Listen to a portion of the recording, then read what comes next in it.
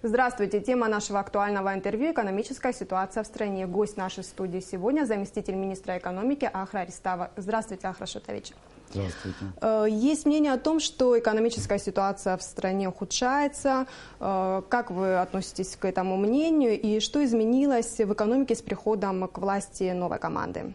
На сегодняшний день я бы охарактеризовал ситуацию как в экономике, как устойчивый рост.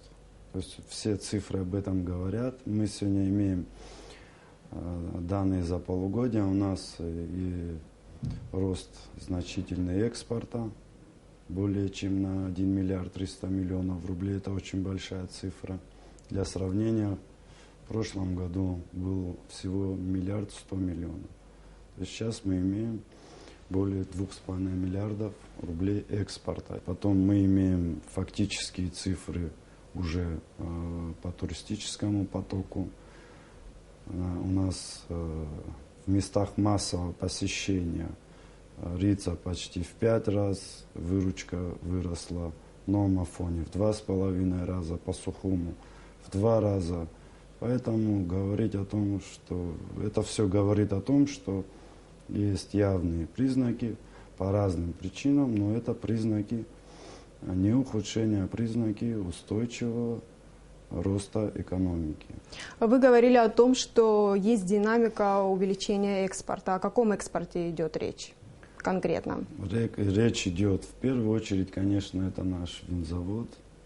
Он почти в 2 раза увеличил экспортные свои отгрузки. Речь идет о экспорте рыбной муки, тоже более чем в 3 раза. Речь идет за полугодие, речь идет об экспорте рыбьего жира, речь идет об экспорте. Мы, кстати, стали экспортировать минеральную нашу воду и о других, значит, там уже позиции в деньгах не столь значительные, но номенклатура экспортируемых товаров выросла.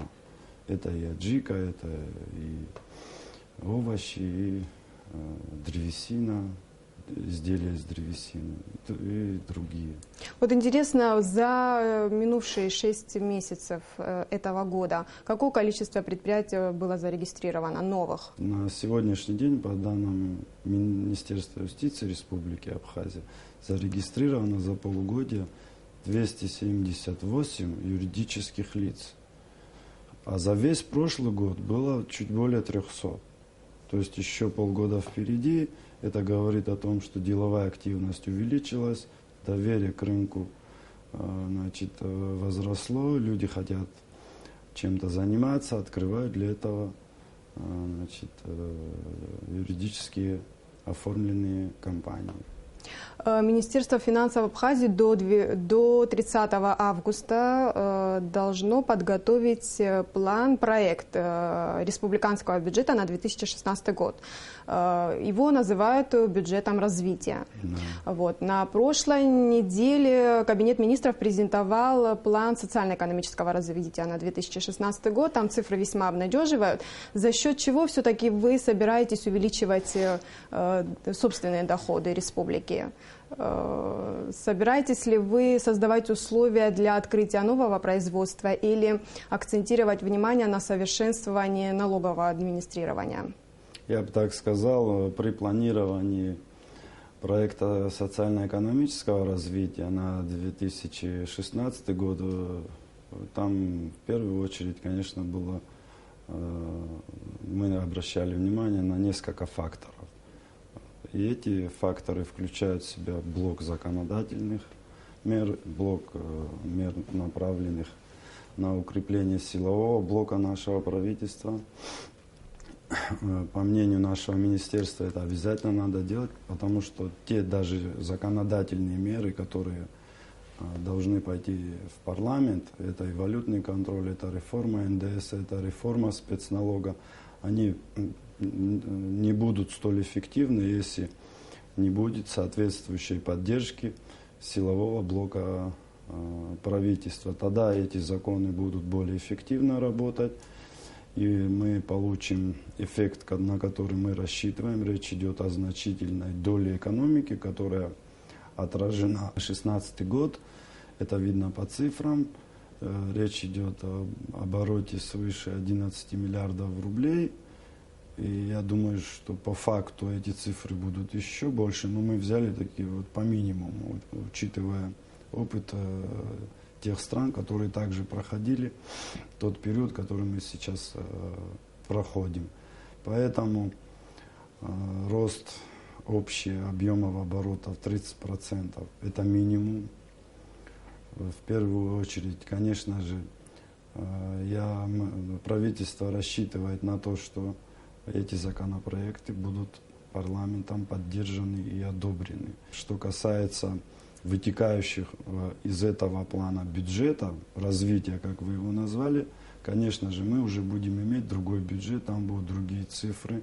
Амра Андреевна Кваранзе при принятии плана социально-экономического развития на кабинете министра озвучила, при принятии закона у нас будет минимальный бюджет 6 миллиардов рублей. Вы сказали о том, что без реформирования законодательства не обойтись. Немножко поподробнее, как будут работать вот эти новые законы и в чем принципиально отличается новый закон об НДС от нынешнего. И при его разработке учитывались ли пожелания предпринимателей? Пожелания предпринимателей, конечно же, учитывалось. У нас было очень много встреч. Но в первую очередь, что касается реформирования закона об НДС, там больше учитывалось пожелание наших депутатов. Не усложнять, желательно сделать закон понятным, и мы пошли по этому пути. Для сравнения, допустим, российский закон это более 120 страниц. Закон в первую очередь направлен на защиту внутреннего производителя. То есть на сегодняшний день внутренний производитель, любой товар, который производится в Абхазии, наши предприниматели платят налог на добавленную стоимость в размере 10% в полном объеме. Импортный производитель от этого налога практически освобожден. Это говорит о том, что на экономическом пространстве Республики Абхазия иностранный производитель имеет преференции. И, естественно, если мы хотим реинвестировать, кредитовать экономику, мы должны подумать, как защитить нашего предпринимателя. А 10% это очень большая разница, которая будет в цене в пользу иностранного производителя. Мы сегодня уже имеем ситуацию, мы отменили пошлины в торговле с нашим стратегическим партнером Российской Федерации.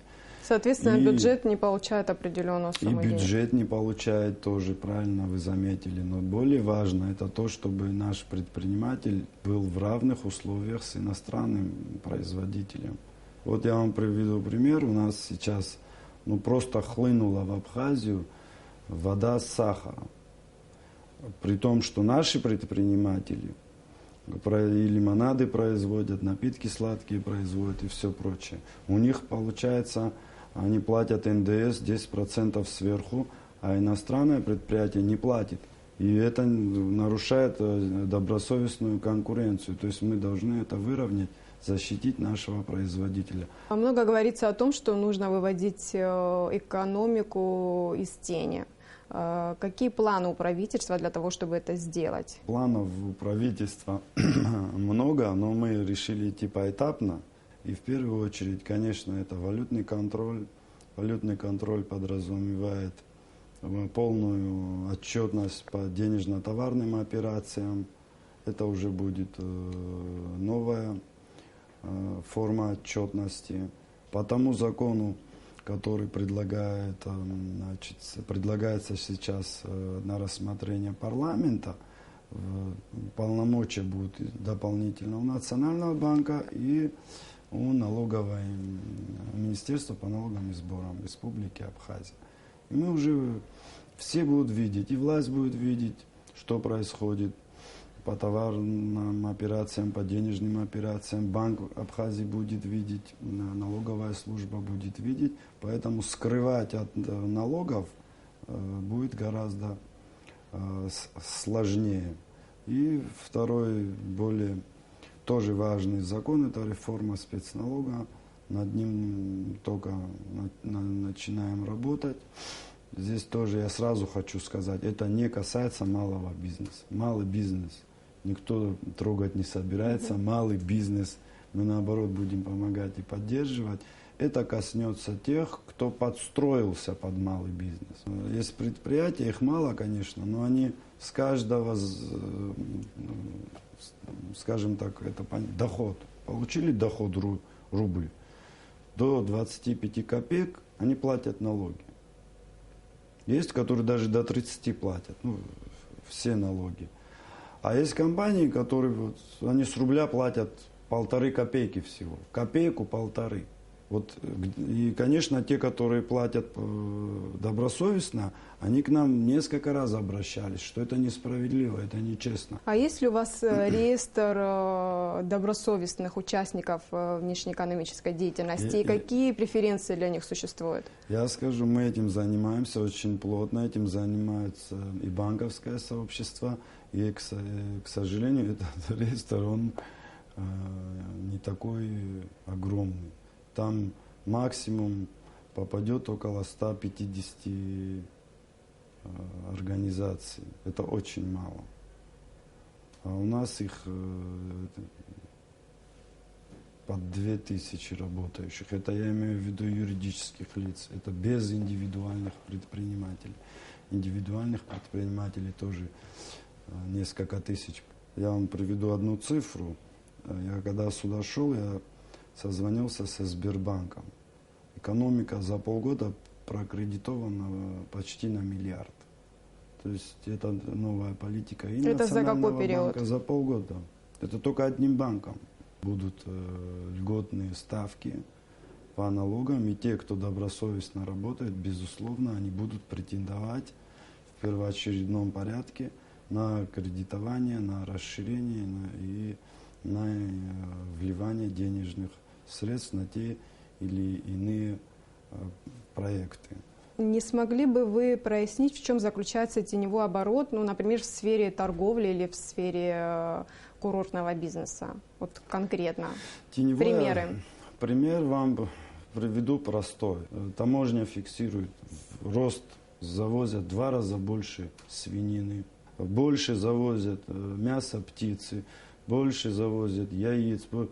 При том, что ясно, что у нас денег в 2 раза больше не стало у населения Абхазии. Это понятно, что это потребляет турист.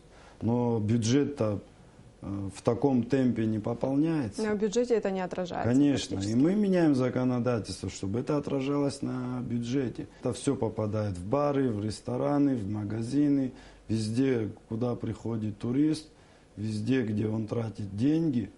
Значит, мы это не видим. Это связано, некоторые не любят слово теневой оборот, просто это неучтенные финансовые неучтенные, да, потому что показатели. ИПшники не сдают отчеты, так скажем, в полной мере, как полагается, как это сдают юридические лица.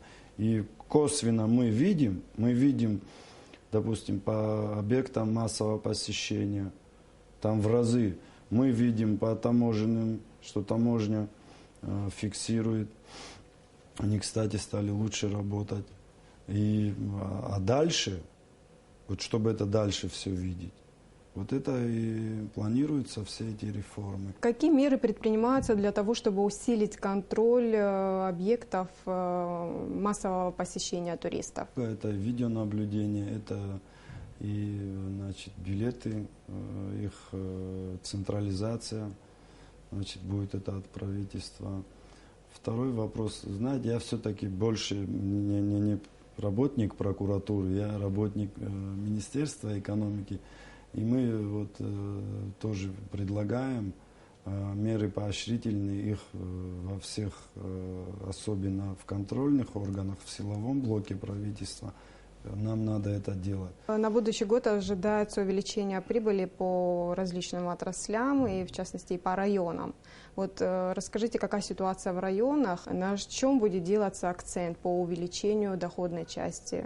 Более благоприятная ситуация – это там, где есть потребитель в лице туриста. Естественно, у нас по городу Сухум, значит, и по Гагре и Гагринскому району основной вот этот рост объемов заложен именно в этих районах и, соответственно, прибыли тоже. Что касается Ачамчири, там просто открылись 5 новых предприятий. Какие? Значит, это связано с переработкой муки и рыбьего жира. Планируется еще открытие 2 предприятий. Это будет предприятие сельхозпереработки. Тоже в Ачимчирском районе. Да. Будучи аграрной страной, Абхазия зависима от импорта сельхозпродукции, которую мы, в принципе, можем внутри в стране производить. Какие сельхозпроекты будут задействованы в следующем году? За эти полгода наши предприимчивые люди, я так скажу, они так глубоко стали прорабатывать этот вопрос, они находят оборудование, всевозможные есть проекты по эфиромасличным, значит, культурам есть проекты, по плодовым культурам есть проекты, по овощам есть проекты, значит, по зелени, и совершенно в разных районах есть Кондур, есть Чамчира, Аци. А как государство собирается поддерживать этих предпринимателей? Я уже выше говорил, государство собирается за счет предполагаемого, планируемого, я правильно скажу, потому что это связано с принятием парламента законов, на которые мы рассчитываем на поддержку парламента. Будет большой бюджет, и государство и Министерство экономики в первую очередь предлагает часть средств реинвестировать. У меня есть сегодня цифра, я разговаривал с руководством Национального банка Абхазии. У нас сегодня потребность, то есть Национальному банку не хватает кредитных ресурсов 400 миллионов рублей в месяц. То есть и мы эти деньги должны находить и поддерживать нашу экономику сами, мы самостоятельно за счет своих средств. Есть, кстати, хорошее предложение Национального банка создать в Нацбанке национальный капитал. И потихоньку вот из бюджета наполняется, сверх идет перевыполнение плана по доходам, часть средств откладывать. И чтобы, значит, банковское сообщество имело необходимые кредитные ресурсы для кредитования экономики. Нацбанк сейчас тоже реализует проект по поддержке малого и среднего бизнеса. Да, это первый шаг, это пробный шар, 200 миллионов. Значит, они фактически завершили 15 числа отбор проектов по малому бизнесу. Мы с нашей стороны, Министерства экономики, постараться, чтобы это вот побыстрее прошли все эти комиссии, потому что люди заждались, малый бизнес заждался этих денег. Мы постараемся, чтобы они в ближайшее время эти кредиты стали выдаваться. Но это маленькая капля, это первый шаг, значит, который, значит, показывает вектор направления правительства. То есть мы идем в этом направлении, и мы с этого пути никуда не свернем. Ахраш Шотович, спасибо, что пришли к нам в студию, ответили на наши вопросы. Вам тоже спасибо за приглашение.